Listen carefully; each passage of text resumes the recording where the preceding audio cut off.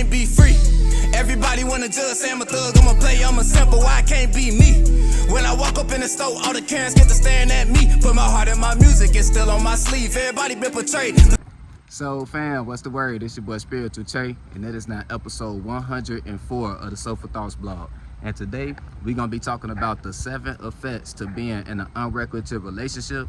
And then we're gonna talk about the 6 ways that we can balance one out, okay? Now, don't forget to like, subscribe, and share if y'all wanna see our boy in the algorithm. Let's dive into it. What is an unrequited relationship? Specifically a romantic one, right? Because in my last video, we talked about friendships. So what is an unrequited romantic relationship? Well, it's basically one that lacks love and support, right? Well, the balance of it anyway. One party is pouring all of their love and support into the other and not receiving an equal amount back, right? That's what we call an unrequited relationship.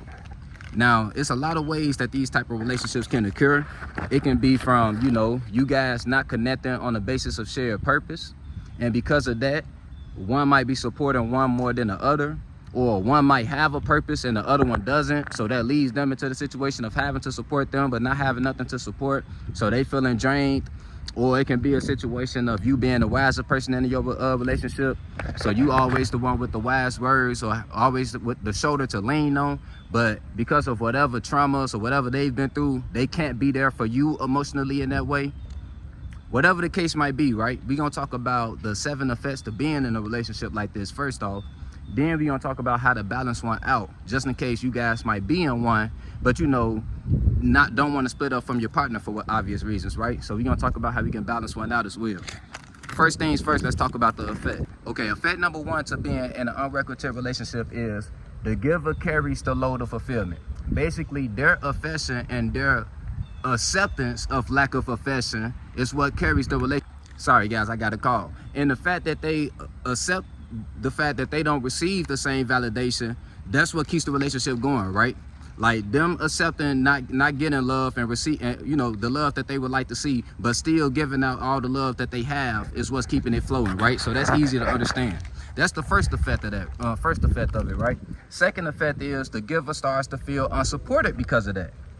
Like unsupported and drained because they're giving all of their energy to this person, and no matter how much love you got for a person, like I said in my last video, if you're not receiving that same love back, eventually you will start to run out a little bit, right?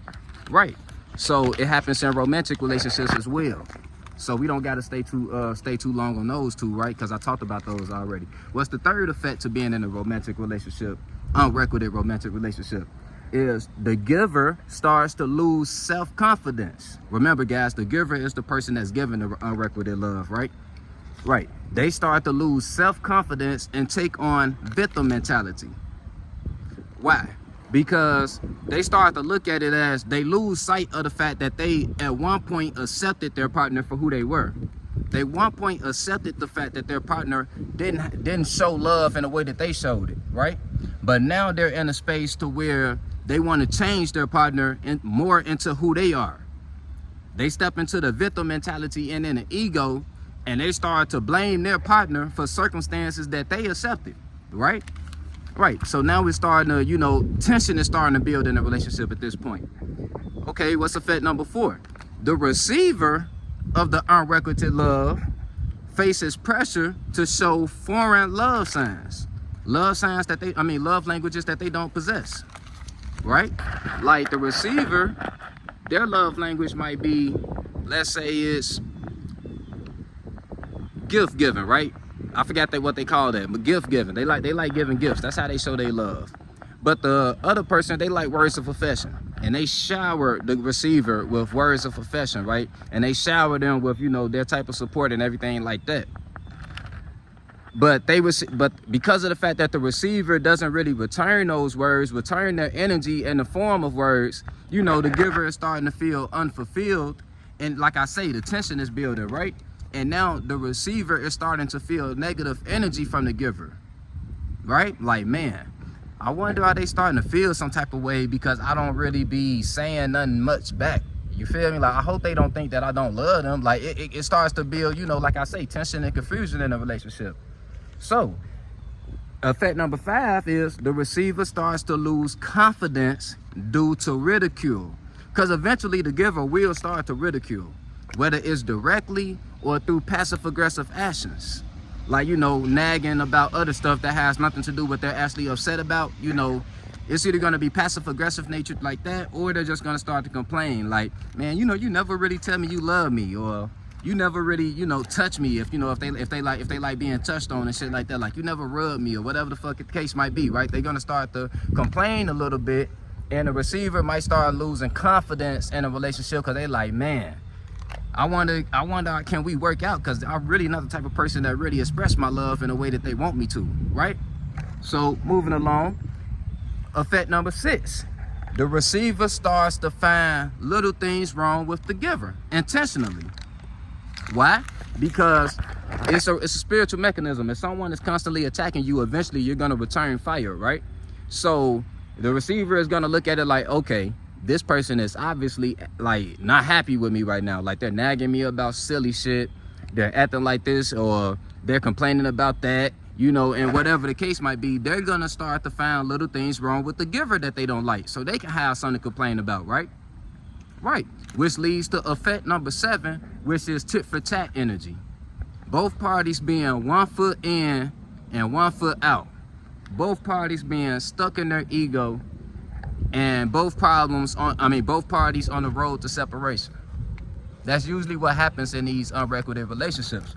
But thankfully, we have spirits such as myself that has carved out certain spaces that we can tap into and figure out ways to balance out these type of relationships, right?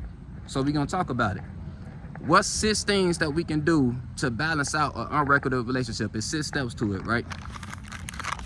Step number 1 to balancing out an unrequited relationship, because maybe you love your partner too much, right? You're not trying to split up with them, over this. You feel like y'all can come to a balance, right? I'm gonna help you guys out. Step number 1 is you guys must discuss your love languages and find appreciation in them. That's the key part.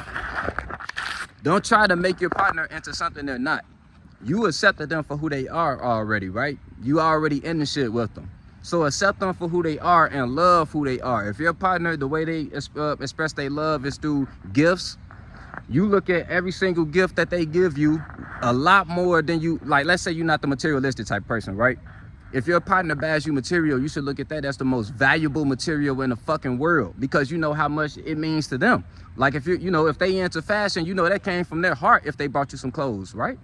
Right. So you should look at them clothes the same way you would look at an I love you if you're a words of affirmation type of person, right? Right. So find appreciation in your partner's love language rather than trying to change them, because trust me, 9 times out of 10, trying to change someone is never gonna work out good for either one, right? Like, you're supposed to let a person naturally evolve. You feel me? Now, step number 2 is to form intentions on how to help each other feel wanted. You guys have to discuss plans with each other, like ways to help you guys feel wanted. Like this can be discussing date nights, just planning date nights, specific days of the month that you guys go out, or movie nights. Just time to spend together, right? Or whatever you guys decide that you need to do to help each other feel closer, right? You guys come together and form intention over the relationship. Step number 3 is, if living together, assign chores and responsibilities. Because listen, 9 times out of 10, if you're in an unrequited relationship, one of you guys is doing most of the heavy lifting. Like one of you, more is the giver. The giver is more than likely doing most of the cleaning, most of the financials, like anything to help the receiver feel relaxed. And you guys got to balance that out a little bit. The receiver, you got to stop, being so damn selfish. Like, stop. I mean, it's cool to accept love, but you got to give it too. Yeah, you guys make sure that you guys are putting in 50-50 effort in, okay? Actually assign chores and responsibilities to each other and make sure that it's balanced. You feel me? Now, step 5. Or is that step 4? Oh, no, step 4. Sorry about that. Step 4 is, if need be, find more shared hobbies. And this is for obvious reasons. Just to spend more time, it's going to make you guys' connection a lot stronger. You feel me? And the more you guys connect on, you know, certain shared interests and stuff like that, the more thoughtful you guys are going to be about each other when you're not participating in those interests, right? Because you guys, your connection is going to get that much stronger. It's going to make you guys more thoughtful in a relationship. And yeah, it's just going to balance everything out just from you guys, you know, finding other things to connect on in other areas. You feel me? Step 5 is monthly or weekly checkups. You feel me? Just checking in on a relationship just to make sure everything is balanced, that both of you guys are feeling fulfilled and that you guys are playing your parts, right? And then the final step to balancing out an unrequited relationship is to check yourself every day. Every day you should be doing shadow work, making sure that you doing your shit, not only in your relationship, but in life, right? Making sure that you all right mentally, that your partner's all right mentally. You doing your part to keep y'all all right mentally. You feel me? Just check yourself every day. Check your partner every week or two. And I promise you guys will be just fine. It's your boy Spiritual Trey signing out. Remember, you are not your mind. You are the spirit that's forming and creating your mind. So take your time and form and create your mind, especially when you're in a union with someone helping you form and create it. It's your boy Spiritual Trey signing out. Love you, family. On the beat, start preaching. Feel no evil, see no evil, but peep it. I don't aim for the stars, I want leeches. And the snake spawn, I'ma kill the whole species. Rest in peace to all the peaceful preaching. The youngest wildin', but to say they evil, that's kinda reaching. Who really controlling the way you thinking? Find the truth.